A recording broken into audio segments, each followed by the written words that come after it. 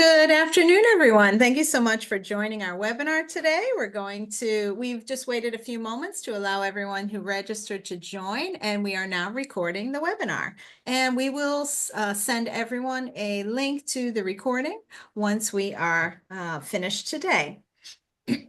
So thank you all for spending your lunch hour with us today. I'm attorney Bobby Meloro of Meloro Law. I'm here with attorney Denise Brown, also of Meloro Law, Alan Acosta from our office, and a special guest who I'll introduce shortly.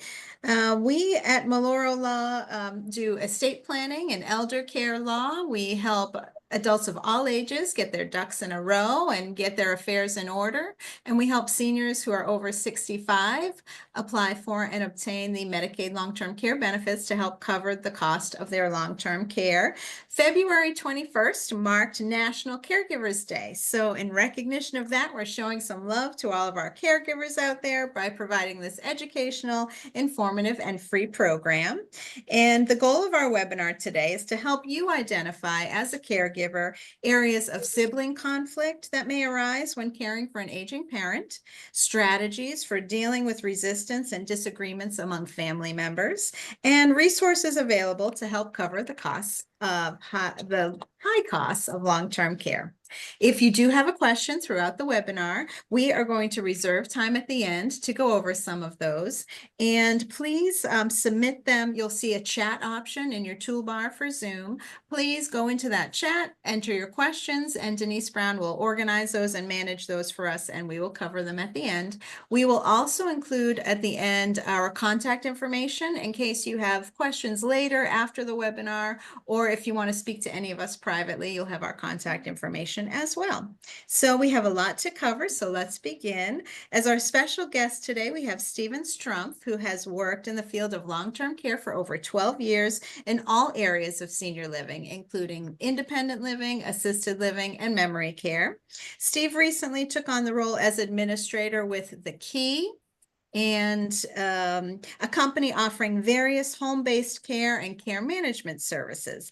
And he's responsible for Broward and Miami-Dade counties. He's excited to join us today to share some of his personal and professional experiences as a caregiver and to help family members and providers navigate the challenges that arise as our loved ones age. Steve and I have known each other for several years now, beginning when I entrusted him with the care of my own mom at his assisted living community, to founding together a Broward Elder Care Network. And he is a friend and a colleague, and I'm really happy to have him here today to present. So Steve, please take it away. Well, I thank you very much, Bobby. Yes, we appreciate the introduction and talking about today. Change is hard and shifting family dynamics as parents age. So Steve and I have both been in those shoes with our own parents. Right. So I know that you have personal and both professional experience to share. Absolutely. And so by the end of this session today, we hope that each participant will be able to identify 3 areas of sibling conflict when caring for an aging parent. Number 2, summarize the family resilience model. And then 3, be able to name 2 strategies for dealing with resistance and disagreements among family members and friends as you continue to strive to take care of your loved one. Let's talk about our aging population, some statistics and demographics. You can look at the slide. In 2035, they're projecting older people are going to outnumber children for the first time in the history of our country.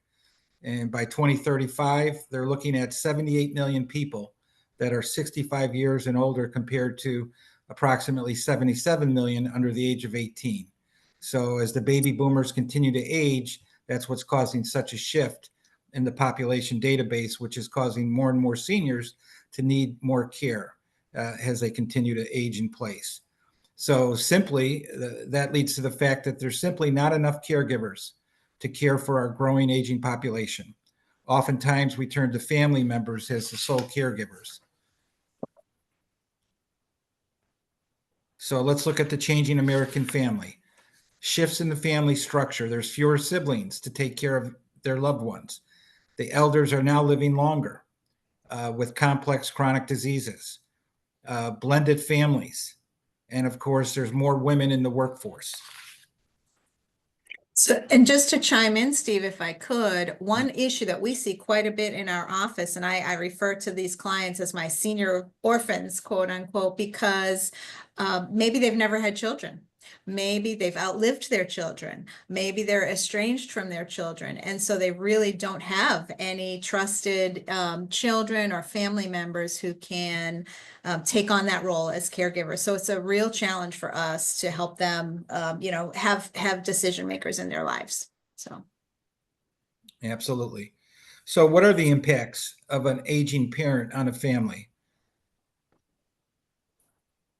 So, you have some of the different changes that come to mind are physical, mental, and emotional. Physical is they move more slowly.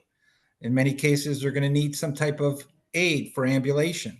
So that's going to create a slowdown of their moving and their abilities to balance properly. Hearing loss, not sleeping as well. Sometimes their sleeping patterns fall into disrepair. And then they could have one or more physical diagnoses that could cause potential problems for their care.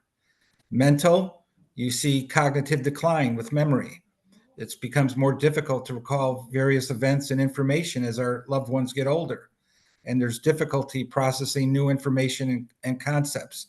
And along with that, too, is the ability to drive. You see that being taken away from them as well. So as their independence continues to wane as they get older, it becomes a very challenge for family members to deal with, having to talk to their parents about that. And of course, emotional change can be very frustrating for our seniors, and it's very hard. Then there's grief, and there's the loss of independence that we touched on. Family caregivers are overwhelmed. So definitely this is something that is going to be a big challenge. And, we've seen it firsthand, as Bobby mentioned, with the shifting dynamics. Changing roles. Our adult children are assuming responsibilities of caregiving. For example, they have to take their parents to medical visits, different appointments. They have to be involved in all the medications, financial management concerns, companions, housekeeping, meal preparation, and being just an overall facilitator.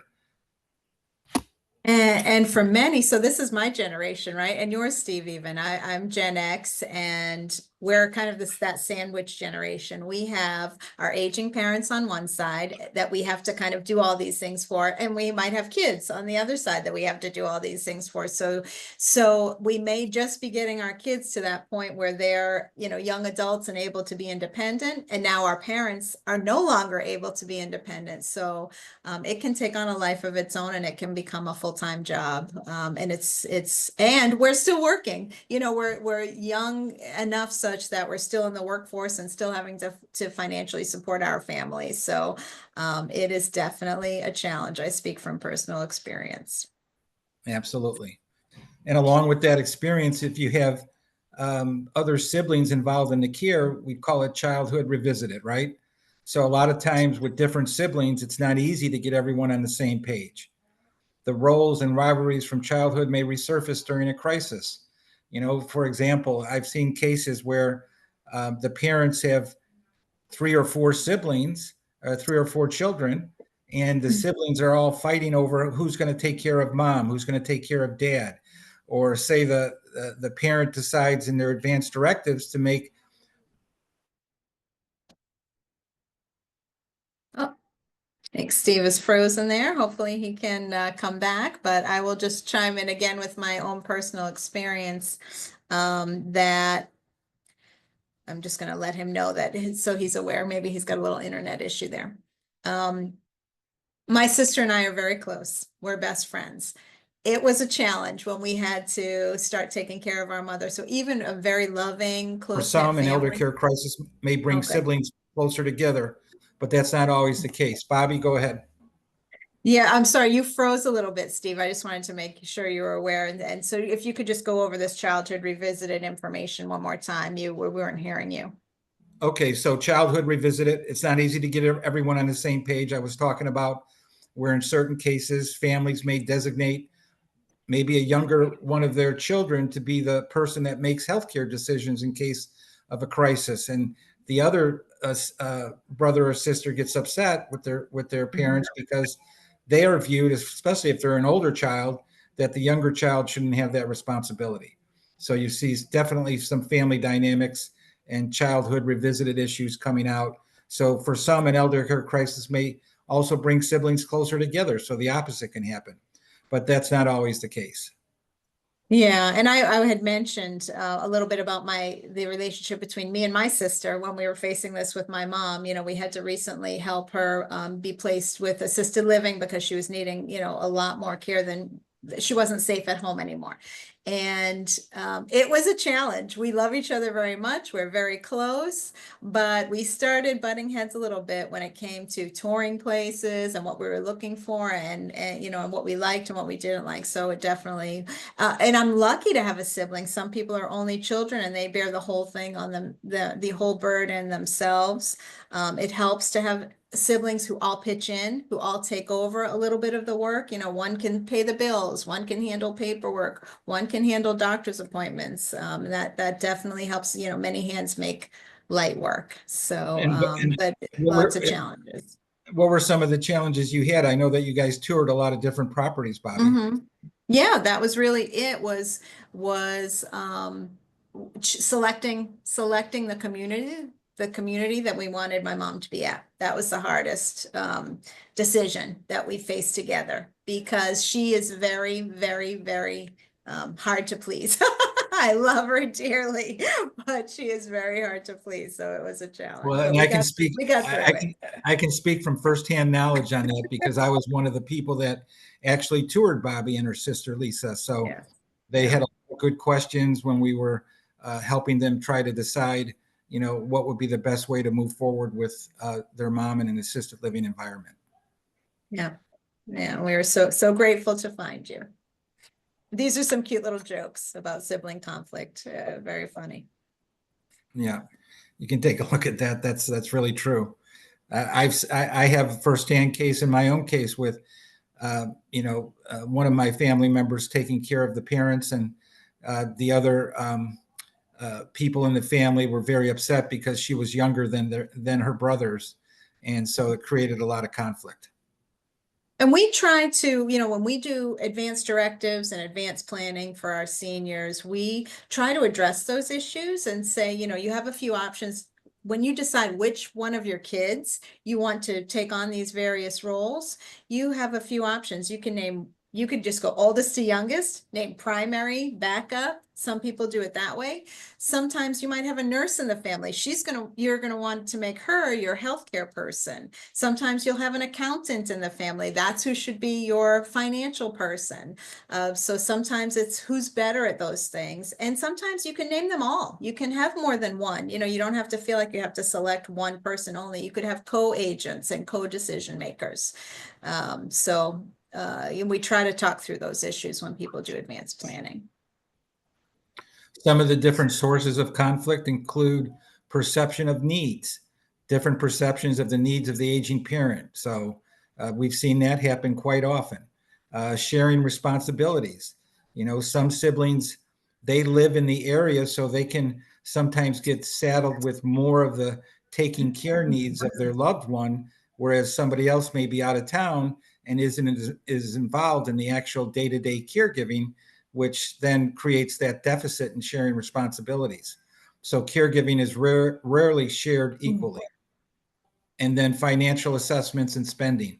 Obviously, this is always a hot topic, possible out-of-pocket cost. And as you go ahead and maneuver through the course of taking care of your loved one, you're starting to possibly take out money from potential inheritance. And what does that create? It could create, in some cases, not in every case, but certainly strained relationships. According to a recent survey commissioned by the Alzheimer's Association, 61% of siblings felt that they didn't get the support they needed from their brothers and sisters, and it definitely strained their relationship. And that's unfortunate. As you talk a little bit about grief, there's two types, generally speaking. There's anticipatory grief, where you can experience grief and loss on a daily basis. And then there's also, we may start to grieve our loved ones long before they even pass. And then, of course, grief at death. Grief can be very intense. It usually is. It is natural, however, and part of the human experience. Grief can last a very long time, anywhere from 3 months to 2 or more years. And some people may never get over it. So it's definitely something that's personal to each person and something that each person learns how to cope and deal with through various sources. So there's no right or wrong way to grieve. You can seek support from family, friends, spiritual advisors, and there's also grief groups that also provide support and help and care for those suffering through a tremendous loss of one of their loved ones. So we'll talk a little bit about the family resilience model. What is that, the family resilience model? Well, resilience is the key word. It's fostered by shared beliefs that increase options for effective coping, problem solving, and positive growth. Essentially, it's a shift in emphasis from deficits to challenges, with conviction in the family system to adapt and grow out of adversity. Dr. Froma states that there's 9 characteristics that families employ to become more resilient and able to cope with various challenges in life. And certainly the first one that she mentioned was the belief system, finding meaning in struggles, positive outlook, and spirituality. The next 3 she touched on was connections. Family members are connected, flexible with one another. There's some give and take. And then having social networks. And then communication. Communication is clear but tolerant. And then each person is free to express their opinions and emotions. And then they're focused on solving problems. So those 9 key things are also very important in providing great family resilience together. How does it apply? Clinicians can foster facilitative beliefs by helping families. Number 1, make meaning of their challenges. Don't downplay them. Take the time to explore them. Make sure you talk through them and go through each case so that it can help better understand the challenges that are being faced. Gain a hopeful, positive outlook. Number 2. And then number 3, draw on transcendent values and spiritual resources for inspiration and transformation. How does it apply? Crucial variables for resilience include a person's flexibility to adapt and reorganize. Number 2, connectedness for mutual support and teamwork. And then number 3, your social and economic resources.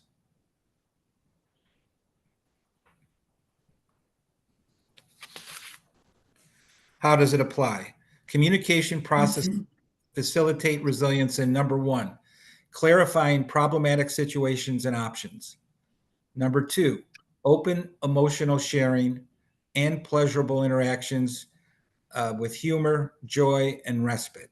And then 3, collaborative problem solving and preparedness to meet future challenges as they arise.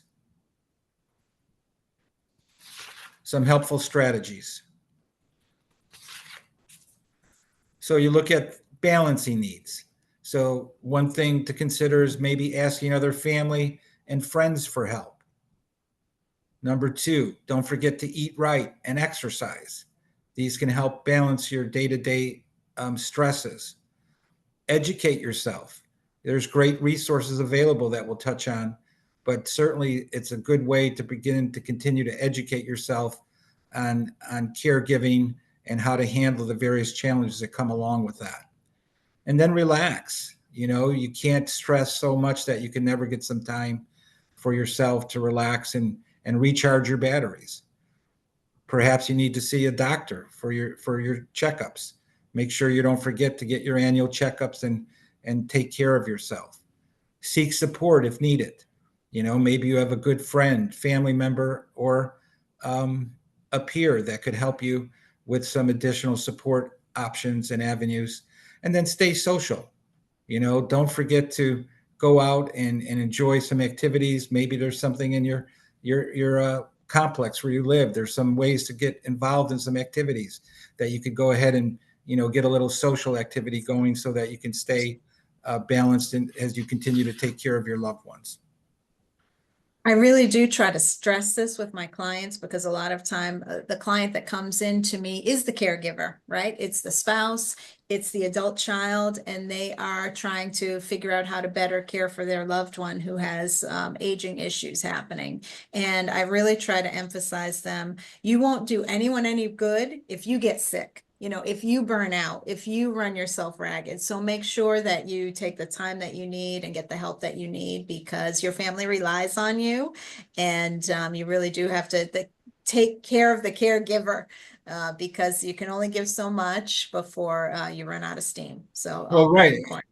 Right, because in the cases that Bobby's mentioning, a lot of times these caregivers have their own household, their own children, their own family, and their own life, and maybe work and things that they're dealing with. And then a situation happens with one of their loved ones, and all of a sudden they're thrust into now taking care of a whole nother household with their parents and their loved ones. So it definitely becomes a huge balancing issue. So maybe you look at different boundaries. So don't assume that every request is a should do. So, you're going to get asked for things to do that's going to feel like pressure on you that, you're going to have to try to decide, well, maybe I should do this. Well, maybe not every request is a should do, but yet it may feel very important to you in the moment. So you're going to have to try to make that decision. It's not your job to make everyone comfortable all the time. Guilt won't kill you. And then set boundaries with yourself, and your being is more important than your doing. So that kind of alludes to what Bobby was talking about. So making sure that you have that balance and that you don't lose yourself in many cases and you become so overwhelmed that you become too stressed in taking care of things. Some communication challenges. Number one, honoring the wishes of the client and the patient without causing harm. Number two, working as a team. Acknowledge that everyone has different availability, different resources and abilities. Parents can sometimes tell children different things, clarifying expectations. Consider asking a trusted friend outside the family to serve as a mediator or seek expert guidance like Bobby, as a mediator and an elder care law attorney. So let's get into elder mediation. So elder mediation is a process where an impartial third party works to help the other parties come to a resolution. And Bobby, do you have anything on that? So there are, Broward County in particular has a program for elder mediation where if there's a dispute among the family that involves the court, they will bring in a mediator to help resolve that, which can be helpful because it's almost like counseling. And counseling is great too. It brings all the family members together. Each person gets to speak their mind, what they're feeling, and then they can try to come up with a compromise. Nobody will be 100% happy because it's a difficult situation. But everyone will feel like they were at least heard and they've gained a little bit of clarity and improvement. So it's a great concept and a great idea. Right. Another great benefit is elder mediation helps prevent lawsuits. It helps perhaps typically less than other conflict resolution methods. It's more affordable.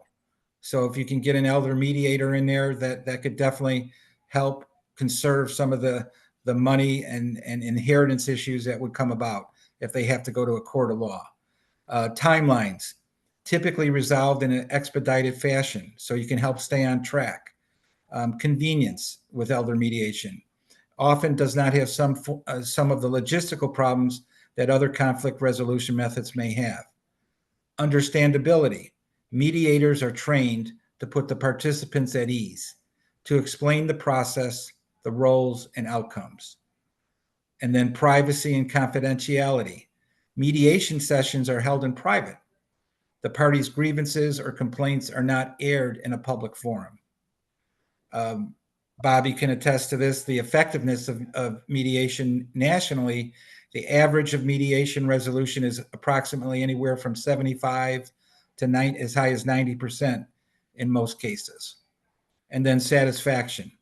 With a professional mediator, participants report a high degree of satisfaction with the process and the results. The parties have control of this. Areas that elder mediation may address.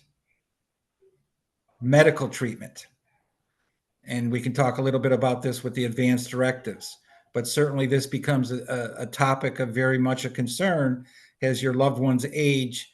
Yeah, it's really good to have a designated healthcare surrogate in order to help make decisions medically for medical treatment if their loved one needs that type of care where they can no longer make their own decisions.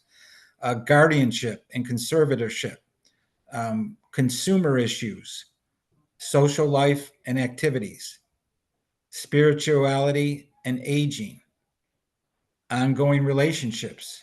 I talk to, many seniors all the time who wind up becoming isolated, and socially they don't make those connections anymore. And a lot of times it's because their friends and other people have passed. So we try to create ways and find ways for activities and creating new ongoing relationships with other people so they don't have less isolation.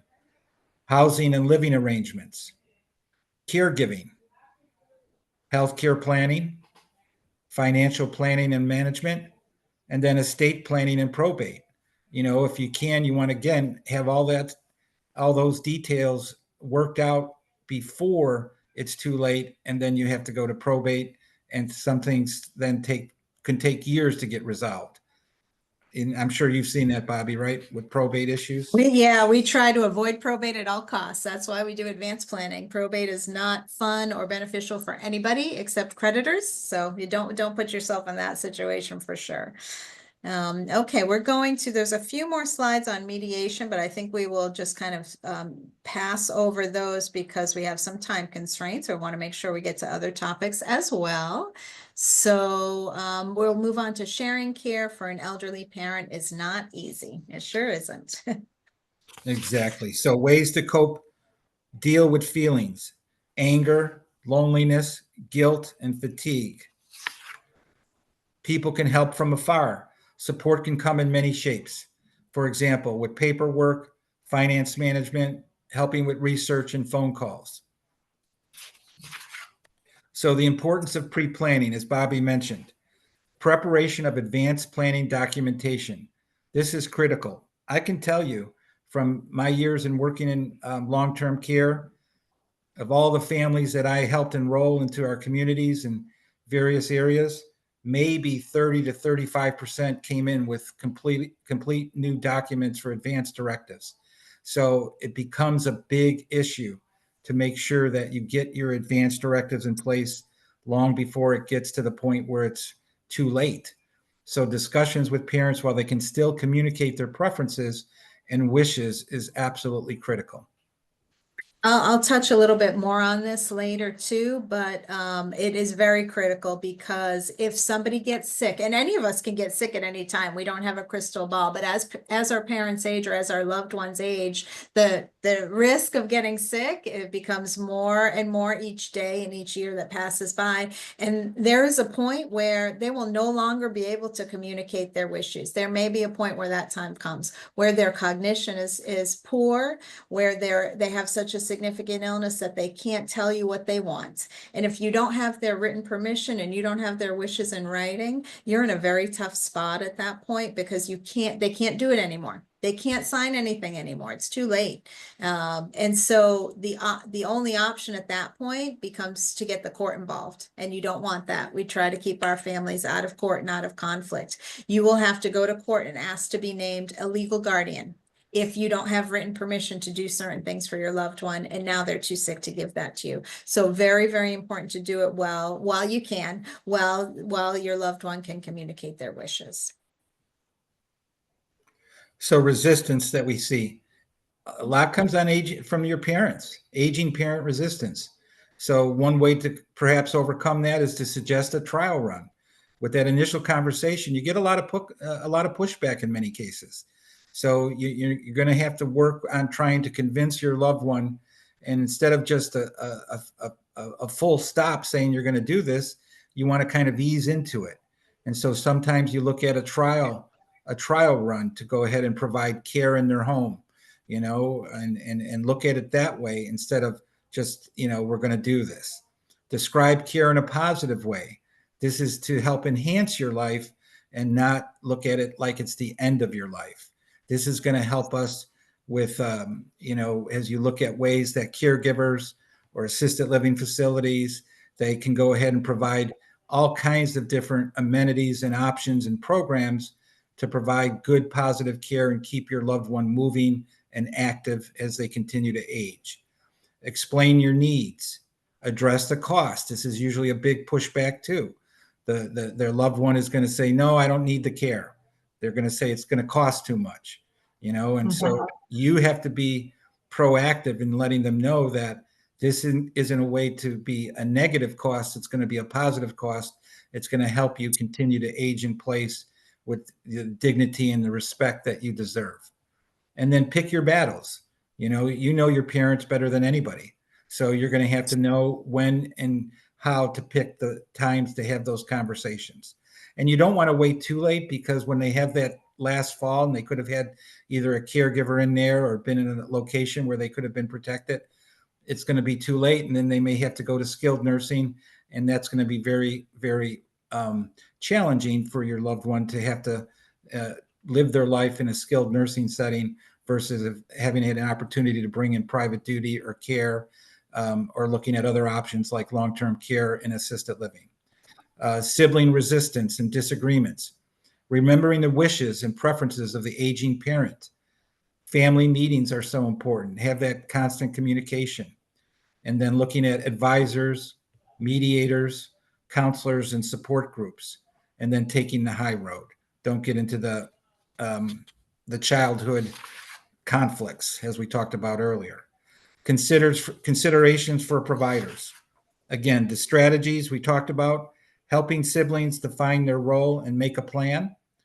The importance of your self-care so you don't get burned out yourself, like Bobby touched on. Make sure you have that good balance. Help adult children caregivers recognize how much they already do and how much more they're going to be taking on. And then the communication techniques that you use to go ahead and work with your loved ones to, pick and choose your battles, pick the right time, and slowly ease into the proper next step in caregiving.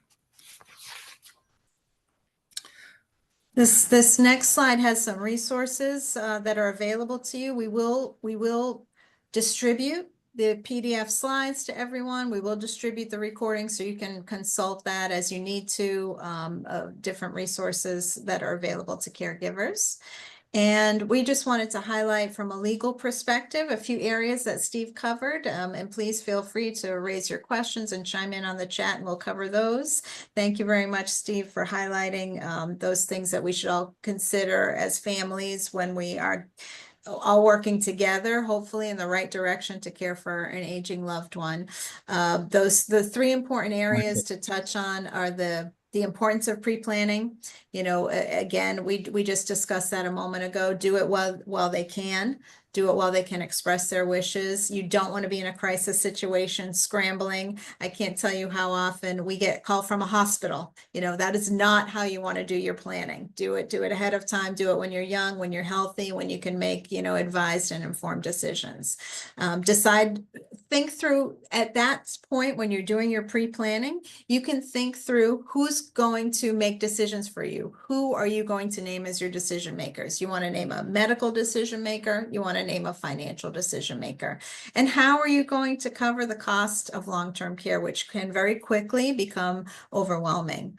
2 critical documents that protect you while you're still living. This is we look at 2 phases when we do estate planning. One is, what happens if there's an emergency and someone gets sick right now? I'm still walking this earth. Who's going to be able to step in and make decisions for me? We do that through healthcare advance directives and a durable power of attorney. The single most important document that I use as an elder law attorney is a durable power of attorney. That helps your loved one apply for government benefits for you, structure your finances in the right way, and avoids the need to go to court and be named a guardian. Then the other point in time we look at when we do estate planning is what happens to my stuff after I pass away. That to me is less important than what happens while you're still living, who can make decisions for you, who can manage your affairs. There's a home is your most valuable asset typically. A lot of times we have to go through probate just because the real estate was not protected.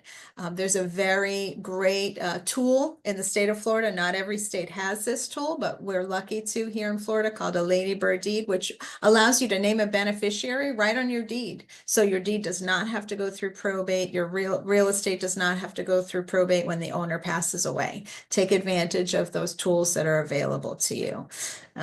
Who will provide long-term care? There's 3 different settings we talked about. Steve talked about in his presentation. There's this continuum of care. You can still live at home, and maybe you need a home health aide to start coming a few days a week because you can't drive anymore. You're starting to slow down a little bit. Then maybe you need a little bit more support. You can get that in an assisted living community where they have, staff that can help you in an emergency. And then for people who are very sick and need more of a hospital setting, you have your skilled nursing facilities. So those are the different types of long-term care that are available. How much does it cost? A lot. This is the most recent survey of South Florida done in 2023. You're looking at, for a part-time aide at home or an assisted living, you're looking in the $5,000 range average. And for the nursing home, skilled nursing care, you're looking at $10,000 to $14,000 a month. These are per month. Okay, there's 3 ways to pay for this. Long-term care insurance, which most people don't have. Get it if you still can. Keep it if you can. I have clients ask me all the time, they keep raising my long-term care insurance rates. Should I keep it? Yes. If you can afford it, keep it. If you can buy it, because it can be very, very valuable if you need long-term care in the future. Or you can private pay. You can save enough. You have substantial savings where you can cut that check for $5,000 to $15,000 a month. Then you would private pay. And then there's a government benefit called the Medicaid Long-Term Care Program, which helps cover a portion of the cost. And those are the things that we help people obtain to get that little extra assistance. There's also veterans benefits to veterans who served during a wartime period. There's a veterans program that can help pay for some of this as well. So education is key, as Steve mentioned during his portion of the presentation. Educate yourself, know what's available to you, and work with professionals that can help you every step of the way. So elder law attorneys are a little different from estate planning attorneys because we focus on long-term care and how to get it, how to pay for it. We help seniors name those trusted decision makers in their powers of attorney and their healthcare directives who can make decisions for them if they get sick. And we deal mostly with the Medicaid long-term care program. Medicare is your health insurance. Once you're 65 and over, you have the opportunity to enroll in the Medicare insurance program. Medicare does not cover anything for long-term care. Okay, Medicaid does. A Medicaid long-term care benefit picks up where Medicare leaves off. Average savings at home or in assisted living through the Medicaid long-term care program is around $24,000 a year. The average savings in a skilled nursing facility or nursing home is $95,000 per year. So it's a huge, huge benefit and can be very helpful when you're faced with these high costs later in life. There are 2 types of Medicaid. One is for people who can stay in their own home or who can be in assisted living. And the other is for people who need more care in that nursing home setting. The way the nursing home program works is they calculate the amount the senior can afford based on their monthly income, and Medicaid pays the rest. And the way it works in assisted living, it's quite a lengthy process. You have to go through a wait list. You have to get called off the wait list. You then have to apply for Medicaid. They pay a portion. They'll pay either an approved number of hours per week at home, or they'll pay a portion of your assisted living costs through that program. And to be eligible for this Medicaid long-term care program, you either have to be 65 or older or deemed disabled due to if you're under 65 and you have a disability, you can still qualify for this program. You have to have physical needs, you have to need help with activities of daily living, and you have to qualify financially. They look at income, they look at assets, and we know the Medicaid rules very well, so we can tell you if you qualify, and if you don't, we can give you recommendations for how you can qualify and how we can help you with that. Some of these are called our activities of daily living. There are 6 of them. When you start to need help eating, bathing, going to the bathroom, walking, transferring, those are the types of things that qualify you for long-term care and either a home health aide or assisted living or a nursing home. The financial eligibility requirements are income of $29.01 per month. That goes up a little bit every year. There's a cost of living adjustment. If you're over income, there are solutions. We can still qualify you. The asset test is what gets most people. Some assets count and some don't, but you can only have countable assets of $2,000. That most people have hopefully have some money in the bank or have some countable assets so they think they can't qualify for this program, but we know ways that you can, and we help you sort through all of that so that we can get you eligible in a Medicaid compliant way under the Medicaid rules. So some of the planning tools that we use for this is, so homestead is not counted as an asset. Homestead protections in Florida are the best in the country, so you can still own your home and qualify for Medicaid. You can have a car. One vehicle is not counted as an asset. Some prepaid funeral plans are not counted. Some life insurance policies are not counted, and retirement accounts are not counted as an asset. So we look through all of we have a financial worksheet we go through with you. We look through income, assets, decide what's countable, what isn't, and for those that are countable, we tell you what your options are we call it sheltering, protecting, moving those funds in a Medicaid compliant way so you can still qualify.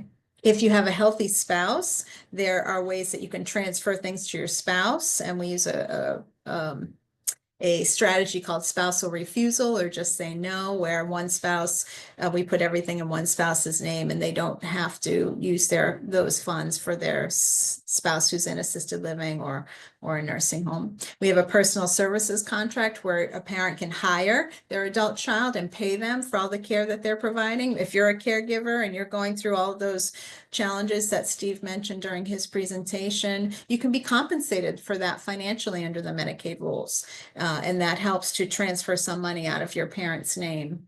We prepare that contract for you and walk you through that process. There's something called a special needs trust, where you could put your funds in a special needs trust and then they're not counted for Medicaid.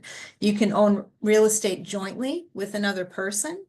We can use something, if you're over income, if you're over that $29.01 a month, you can use something called a qualified income trust. So there are definitely options. And so don't feel like if you're over income or over asset that you can't access this program, because you can. So this is our contact information. I'm going to leave this up on the screen while we cover your questions. If you have any questions for Steve or I after the program, please feel free to contact us, email us, call us, whatever you might need. We're happy to have a private discussion with you anytime. And again, we'll circulate this information to you after the program is over as well.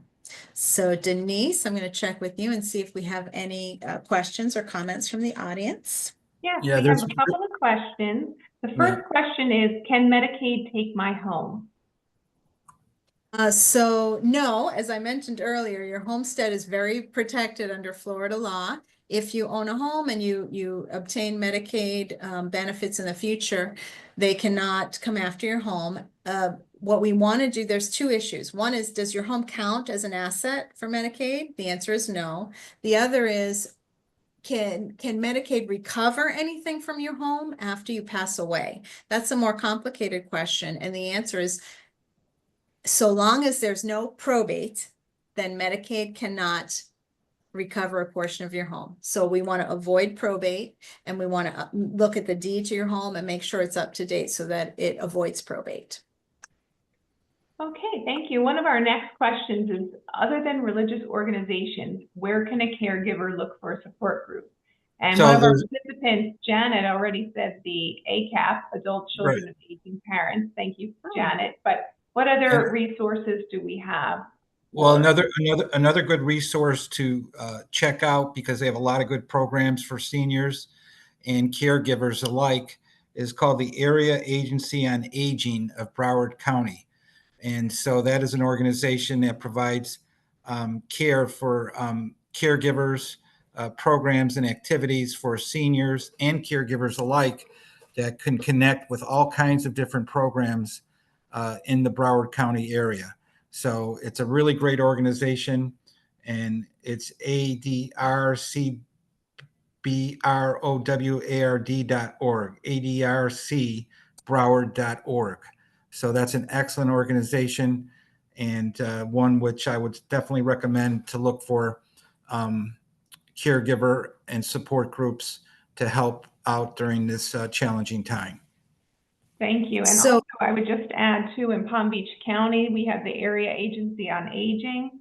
Well, that's what I was. Morse Life, I believe, has support groups available. And there is a Facebook page called Senior Strategies by Amy Decker, and that's Tools for the Caregiver. She organizes and even leads some caregiver support groups throughout the county. So that's what I'd recommend for Palm Beach County. So there's actually an agency in every single county in the state of Florida has an agency devoted to aging. So you can find if you're not in Broward or Palm Beach, you can find the aging agency in your own county that's similar to the one we have here in Broward and Palm Beach County that can connect you with whatever resources you need. So that's important to know. Statewide, you can get resources through those county agencies. And there's a link on the Area Agency on Aging of Broward County for all the different agencies Bobby's mentioned. Okay, next question is, what does a care manager do? Oh, Steve, that's a good one for you. I think TheKey offers care management programs. So tell us a little bit about the services that TheKey, your organization, provides, and how that could be of help to caregivers. Right. So as we talked about earlier with TheKey, as far as what we can provide with the care for a loved one, a care manager or a caregiver who's responsible for providing care and taking care of a loved one, they can help with everything from all the different activities of daily living. So they can help with people that need care with ambulation, help with walking. They can help with showers, standby assist. They can help with medications. They can take vitals. They can go ahead and help with people that need help with even light housekeeping issues. So it can range from everything from clinical needs all the way to housekeeping, meal preparation, and appointments. They can take them to and from appointments. That's always a big challenge for the adult children, especially if they're working. And as we talked about, with more women in the workforce and more people, tied up with different things that's going on in their life, hiring a caregiver is somebody that is definitely an appropriate way to look at trying to provide additional care for the person and providing less stress in the person's life that's working with their loved ones. So there's a couple of different roles, right? There's a home health aide, which is what Steve was talking about, who can come to your home and help your loved one with those activities of daily living. There's also a role called a care manager, and they can help. These are great resources if you live out of the area, right? I see this all the time. Parents move down here to Florida to retire, and they age here in Florida, and their kids don't live here, right? Their kids live in the Northeast or in a different state. Their kids are concerned because they can't keep an eye on their parents, and they can't take them to doctor's appointments or manage their care or know what's happening. A care manager is kind of like a coordinator. They can report back to the the adult children. They can look at medical records for your loved one and make sure they're seeing the right types of doctors. They're like social workers, but they specialize in the senior population. And they can connect your parents, your loved ones, you with all different resources that you need. So they're really great boots on the ground, I call them, who can kind of coordinate everything for you if you're long distance or you need that support or you can't do it yourself. So care managers are great resources. Yeah, care managers are a really good company. It's called Advocare. So they're geriatric case management. So that's what they do, is they take care of the whole case for somebody, as like Bobby mentioned, especially somebody who's out of town, and they can coordinate everything from actual hands-on care all the way up to nursing care. So they can do all those types of things in addition to making appointments and doing some of the other things that Bobby touched on. And then there's skilled care at home too, just to close that out. If you need a nurse, right? You don't just need an aide, but you need a nurse. You need insulin or some kind of medical treatment. There are nurses that can visit your home as well and provide that skilled care at home. Right. And that's all coordinated through the geriatric case management or the care manager. I see one Sorry more to interrupt question. you, Denise. Go ahead. That's okay.